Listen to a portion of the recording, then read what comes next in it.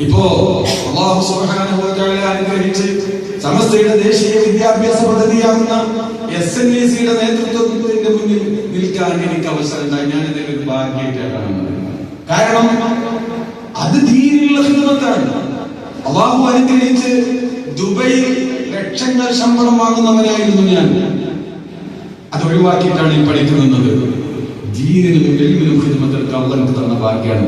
ഇവിടെ ആദ്യമായിട്ട് ചോദിച്ചു അഹമ്മദാജുണ്ടല്ലോ, ഇവിടെ സ്ഥാപനം നടക്കുന്നത് എത്ര മനോഹരമായാണ് നടക്കുന്നത്. അങ്ങനെ 50-ലധികം സ്ഥാപനങ്ങൾ ഒരുപാട് പ്രയാസങ്ങൾ ഊതിക്കെടുത്താൻ ശ്രമിച്ചിട്ടും കഴിഞ്ഞ വർഷം അഡ്മിഷൻ എടുത്തപ്പോൾ 1700 ചില വിദ്യാർത്ഥിനികൾ SNVC-യിൽ അഡ്മിഷൻ എടുത്തു എന്നതാണ് ചരിത്രം. അതിന്റെ ചൈത്രയാത്ര 3 വർഷം കൊണ്ട് തുടരുകയാണ്. അത്ഭുതപ്പെടുത്തുകയാണ്. ഇനി അത് തുടരുകയാണ്. അപ്പൊ ഇതിനെ എങ്ങനെ ഊതിക്കെടുത്തണം? അതിന് എന്റെ പേരിൽ കുറെ ആരോപണം പറയും. ഇപ്പൊ പുതിയ ആരോപണമാണ്. അതിലൊരു ആരോപണം എന്താ? ഞാൻ കോഴിക്കോടാണ് താമസിക്കുന്നത്, അതിനുള്ള ചെലവ് മുഴുവനും ബോർഡാണ് കൊടുക്കുന്നത്. പൊന്നാര മക്കളെ വടക്കേക്കാട് വന്നാൽ എന്റെ വീട് കാണുക, ഞാൻ അവിടെ തന്നെ താമസിക്കുന്നത്. ഉള്ള യോഗ്യതയെങ്കിലും എനിക്കുണ്ടായിരുന്നു എന്ന് പറയായിരുന്നു. ഇങ്ങനത്തെ വിശുദ്ധാത്മാക്കളുടെ പാരമ്പര്യമുണ്ട്. ആ പാരമ്പര്യം മഹാനായ പത്താമതങ്ങൾ റസൂലുള്ളാഹി സ്വല്ലല്ലാഹു അലൈഹി വസല്ലം തങ്ങൾക്ക് ശേഷം ഇത്രമേൽ ദീനിന് സേവനം ചെയ്യാൻ കഴിഞ്ഞ ഭാഗ്യം കിട്ടിയ ഒരാളല്ലോ റസൂലുള്ളാഹി സ്വഹാബത്തിൽ. സിദ്ദീഖ് റളിയല്ലാഹു അൻഹു വലിയ മഹാനാണ്, പക്ഷേ കുറഞ്ഞ കാലമാണ് ഭരിച്ചത്. സിദ്ദീഖ് റളിയല്ലാഹുവിന്റെ കാലത്താണ് ആകെ ഫതഹാവുന്നത്. ആ സിദ്ദീഖ് റളിയല്ലാഹു തആല അൻഹു ഉമർ ഇബ്നു ഖത്താബ് തങ്ങൾ ഇത്രയൊക്കെ ചെയ്തിട്ടും മൂപ്പര് അന്ത്യാഭിലാഷം എന്തായിരുന്നു? റസൂലുള്ളാഹിന്റെ കാലിന്റെ ചുവട്ടിൽ ഒരു ഖബർ എന്നായിരുന്നു ശംസുൽ മാദാമത്ത് കാണിച്ചു തന്നത്. കഴിഞ്ഞ നൂറ്റാണ്ടിൽ ഇത്രയേറെ ദീനിന് സേവനം ചെയ്ത എല്ലാ മഹത്വങ്ങളും ഒരുമിച്ച് കൂടിയ എല്ലാ ഫന്നിലും അങ്ങനെയുള്ള ഒരു അത്ഭുത മനുഷ്യനായിരുന്നു.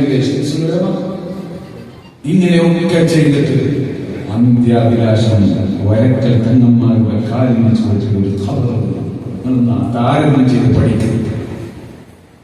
ഇതാണ് എന്താണോ ചെയ്തത്?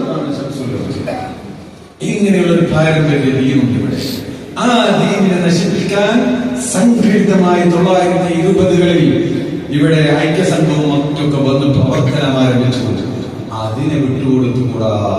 അതുവരെ ആ ആലിമിനെ സ്വീകരിച്ച് എല്ലാവരും പോകുന്നു. പക്ഷെ ഇപ്പൊ സംഘടിതമായാണ് അവർ രംഗത്ത് വന്നത്. അതിനെ സംഘടിതമായി ചെറുക്കേണ്ടതുണ്ട് എന്ന വളരെ ഒരു ക്രോസ് വേയിൽ നിൽക്കുന്ന സമയത്ത് വളരെ കൃത്യമായി അത്യന്താപേക്ഷിതമാണെന്ന് ബോധ്യപ്പെട്ടപ്പോൾ മഹാന്മാരായ സാധാത്യങ്ങളും അല്ലാഹുവിന്റെ ഇഷ്ടദാസന്മാരായ പണ്ഡിതന്മാരും ഒരുമിച്ച് കൂടി അതിനെ സംബന്ധിച്ച് പലവട്ടം ആലോചിച്ചു. അവർ ഇസ്തിഖാറത്ത് ചെയ്തു. ജീവിച്ചിരിക്കുന്നവരും മരിച്ചവരുമായ അവരുടെ മശായിഖന്മാരോട് ഇസ്തിഗ്ദാൻ ചെയ്തു. അങ്ങനെ അവരുടെ സമ്മതം കിട്ടിയതിന് ശേഷം സ്ഥാപിതമായ പരിശുദ്ധമായ ഇസ്ലാമിന്റെ കോട്ടമതിൽ, അതിന്റെ പേരാണ് സമസ്ത കേരള ജംഇയ്യത്തുൽ ഉലമാ. അതന്ന് രൂപീകരിച്ചു. അതിന്റെ സേവനം കൃത്യമായി ഇവിടെ നിർവഹിക്കുകയും ചെയ്തു. അതിനുവേണ്ടി ഒരുപാട് പ്രയാസങ്ങൾ സഹിച്ചിട്ടുണ്ട്.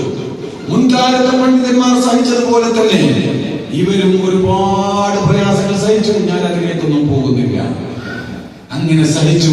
ഒരുപാട് ദുരാരോപണങ്ങൾ അന്നും ഇന്നും ഉണ്ടായി. എന്നും ഉണ്ടാവാറില്ല. അതൊക്കെ സ്വാഭാവികമാണ്.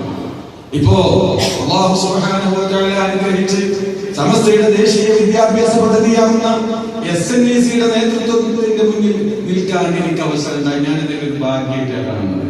കാരണം അത് ദീനിലുള്ള ഖിദ്മത്താണ്. അല്ലാഹു അനുഗ്രഹിച്ച് ദുബൈയിൽ ലക്ഷങ്ങൾ ശമ്പളം വാങ്ങുന്നവനായിരുന്നു ഞാൻ. അത് ഒഴിവാക്കിയിട്ടാണ് ഈ പഠിക്കുന്നത്. ദീനിനും ഇൽമിനും ഖിദ്മത്തുകൾക്ക് അല്ലാഹു തന്ന ഭാഗ്യമാണ്. ഇവിടെ ആദ്യമായിട്ട് ചോദിച്ചു അഹമ്മദാജുണ്ടല്ലോ, ഇവിടെ സ്ഥാപനം നടക്കുന്നത് എത്ര മനോഹരമായാണ് നടക്കുന്നത്. അങ്ങനെ 50-ലധികം സ്ഥാപനങ്ങൾ ഒരുപാട് പ്രയാസങ്ങൾ ഊതിക്കെടുത്താൻ ശ്രമിച്ചിട്ടും കഴിഞ്ഞ വർഷം അഡ്മിഷൻ എടുത്തപ്പോൾ 1700 ചില വിദ്യാർത്ഥിനികൾ SNVC-യിൽ അഡ്മിഷൻ എടുത്തു എന്നതാണ് ചരിത്രം. അതിന്റെ ചൈത്രയാത്ര 3 വർഷം കൊണ്ട് തുടരുകയാണ്. അത്ഭുതപ്പെടുത്തുകയാണ്. ഇനി അത് തുടരുകയാണ്. അപ്പൊ ഇതിനെ എങ്ങനെ ഊതിക്കെടുത്തണം? അതിന് എന്റെ പേരിൽ കുറെ ആരോപണം പറയും. ഇപ്പൊ പുതിയ ആരോപണമാണ്. അതിലൊരു ആരോപണം എന്താ? ഞാൻ കോഴിക്കോടാണ് താമസിക്കുന്നത്, അതിനുള്ള ചെലവ് മുഴുവനും ബോർഡാണ് കൊടുക്കുന്നത്. പൊന്നാര മക്കളെ വടക്കേക്കാട് വന്നാൽ എന്റെ വീട് കാണുക, ഞാൻ അവിടെ തന്നെ താമസിക്കുന്നത്. എനിക്ക് കോഴിക്കോട് വന്ന് താമസിക്കേണ്ട ഒരു ആവശ്യമില്ല. പിന്നെ ഞാൻ താമസിക്കാറുണ്ട്. ചിലപ്പോ പണി കഴിഞ്ഞിട്ട് SNEC എന്ന് പറഞ്ഞാൽ 50-ലധികം സ്ഥാപനങ്ങളുള്ള 12 സ്ട്രീമുകളുള്ള വലിയ സംവിധാനമാണ്. 100ഓളം കിതാബുകൾ ഞങ്ങൾ അതിനുവേണ്ടി പ്രത്യേകമായി തയ്യാർ ചെയ്തു. ഇതൊക്കെ പ്രൂഫ് നോക്കുക തുടങ്ങിയുള്ള ഒരുപാട് പ്രയാസങ്ങളുണ്ട്. ചിലപ്പോ വൈകുന്നേരമായപ്പോ പണി കഴിഞ്ഞിട്ടുണ്ടാവില്ല. ചിലപ്പോൾ എവിടെ എടുക്കണമെന്നറിയോ? എന്റെ സ്റ്റാഫ്, എന്റെ ഓഫീസിലെ സ്റ്റാഫും ഈ ലേണിംഗിന്റെ സ്റ്റാഫും അവർക്കൊക്കെ താമസിക്കാൻ അവരുടെ ക്യാബിൻ ഉണ്ടാക്കിയിട്ടുണ്ട്. സുപ്രഭാതത്തിന് മുകളിൽ SNEC ഓഫീസിന് മുകളിൽ എന്തിനാണ് ഇങ്ങനെ അനാവശ്യം പറയുന്നത്? SNEC തുടങ്ങിയിട്ട് ഈ 2.5 വർഷത്തിനിടയിൽ ഒരു 300-ലധികം അല്ലെങ്കിൽ 400ഓളം കണക്കൊന്നും എനിക്കറിയില്ല യോഗങ്ങൾ നടത്തിയിട്ടുണ്ടായിരിക്കും. ഒരൊറ്റ യോഗത്തിനും ഒരു TA അല്ലെങ്കിൽ മറ്റെന്തെങ്കിലും ഞാൻ വാങ്ങിയിട്ടില്ല. എന്റെ ആവശ്യമില്ല. അള്ളാഹു അനുഗ്രഹിച്ചിട്ട്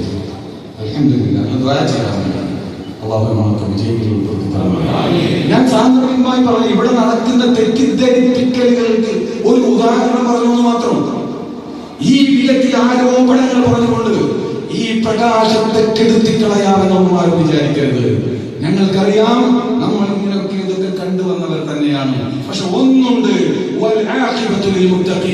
മുത്തഖീകൾക്കായിരിക്കും അന്തിമ വിജയം. തൽക്കാലം ചില തെറ്റിദ്ധരിപ്പിക്കലുകളൊക്കെ നടന്നേക്കാം, ചിലരൊക്കെ തെറ്റിദ്ധരിച്ചേക്കാം. അന്തിമ വിജയം ഈ മുത്തഖീകൾക്ക് മാത്രമായിരിക്കും എന്ന കാര്യം എല്ലാവരും ഓർത്താൽ മതി. അതുകൊണ്ട് അതിന് നമുക്ക് പൂർണ്ണ വിശ്വാസമാണ്. ഞാൻ എന്റെ പ്രിയപ്പെട്ട നേതാക്കളോട്, ഇവിടെ ഇരിക്കുന്ന ആളുകളൊക്കെ നേതാക്കളാണല്ലോ, നിങ്ങളോട് ഇവിടെ തെറ്റിദ്ധരിപ്പിക്കലുകൾ വരുമ്പോൾ അതിൽ വഞ്ചിതരാവാതിരിക്കാൻ വേണ്ടി ഇവിടെ ഇന്നും ഇന്നലെയൊക്കെ ആയി നടക്കുന്ന ചില വിഷയങ്ങളുടെ ഒരു ഉദാഹരണം, 1-2 ഉദാഹരണം ഞാൻ പറഞ്ഞു എന്ന് മാത്രമാണ്. അല്ലാതെ അതുകൊണ്ട് നമുക്ക് ഒരു പേടി ഉണ്ടായിട്ടൊന്നുമല്ല. അതുകൊണ്ട് എന്റെ പ്രിയമുള്ള സഹോദരന്മാരെ, ഈ മഹത്തായ പ്രസ്ഥാനങ്ങളുടെ നിലനിൽക്കുന്നത് പല വിഷയങ്ങളും സമസ്ത കേരള ജമിയത്തുൽ ഉലമ തീരുമാനങ്ങൾ എടുത്തു. വളരെ ആലോചിച്ച് ചിന്തിച്ച് പടച്ച റബ്ബിന്റെ മുന്നിൽ ഇതിന് നമ്മൾ പറയേണ്ടത് പറയാതിരുന്നാൽ റബ്ബിന്റെ മുന്നിൽ കുറ്റക്കാരാകുമോ എന്നാലോചിച്ച് മാത്രമേ ഇന്ന് വരെ തീരുമാനമെടുത്തിട്ടുള്ളൂ. പിന്നെ ചില തീരുമാനങ്ങൾ എടുത്ത് നടപ്പിലാക്കാൻ കഴിയുന്നില്ല. നടപ്പിലാക്കാൻ ഞങ്ങളെ പണികളുള്ള പണിയില്ല. അത് സമുദായത്തിന്റെ പണിയാണ്. പറയേണ്ടത് പണ്ഡിതന്മാർ പറഞ്ഞു കഴിഞ്ഞു. റബ്ബിന്റെ മുന്നിൽ ഞങ്ങൾ അഥവാ സമസ്ത കേരള ജമിയത്തുൽ ഉലമയുടെ പണ്ഡിതന്മാർ, നമ്മുടെ കരുതൽ ഹാദിമ്യങ്ങളാണ്, അവർ കുറ്റവിമുക്തരായി. ഇനി നടപ്പിലാക്കാൻ നിങ്ങൾക്ക് പ്രയാസങ്ങളോ? അതിങ്ങനെ അതിൽ 1000 എടുത്ത് നടപ്പിലാക്കേണ്ടതുണ്ട്. വടിയെടുത്ത് നടപ്പിലാക്കാനൊന്നും സമസ്തക്ക് ഉത്തരവാദിത്തമല്ല. അത് മനസ്സിലാക്കി നടപ്പിലാക്കേണ്ട നേതാക്കളുടെ, മഹൽ ഭാരവാഹികളുടെ, സമുദായത്തിന്റെ ഉത്തരവാദിത്തമാണ്.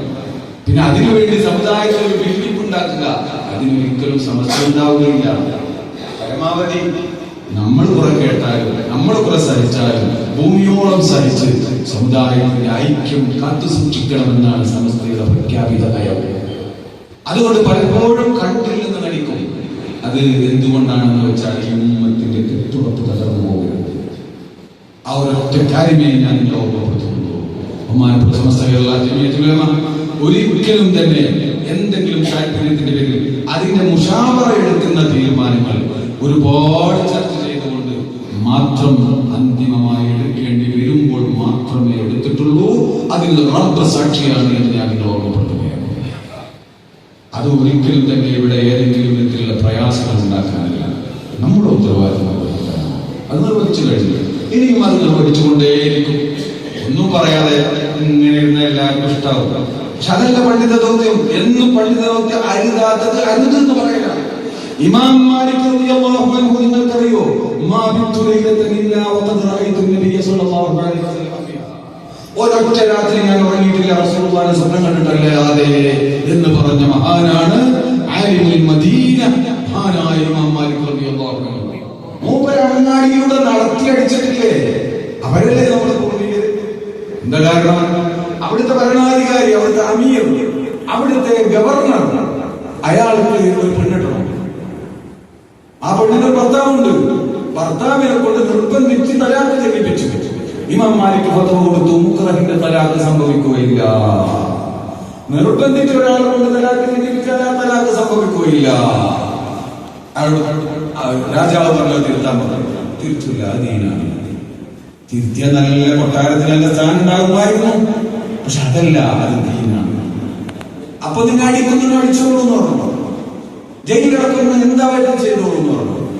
അവസാനം മഹാനവറുകളെ അങ്ങാടിയിലൂടെ ചുറ്റി നടന്നുകൊണ്ട് ചാട്ട കൊണ്ട് അടിച്ചു എന്നാണ് മൂപ്പരെ കൊണ്ട് എന്നെ വിളിച്ച് പറയിപ്പിക്കുക. മൻ അറഫനി ഫഖദ് അറഫനി. അറിഞ്ഞവർക്കൊക്കെ അറിയാലോ, അറിയാത്തവരോട് ഞാൻ പറയട്ടെ, ഞാൻ മാലിക് ഇബ്നു അനസ് ആണ്, അനസിന്റെ മോൻ മാലിക്കാണ്. ഞാൻ ഇങ്ങനെ ഒരു ഫത്വ കൊടുക്കാത്തത് കൊണ്ടാണ് എന്നെ അടിക്കുന്നത്.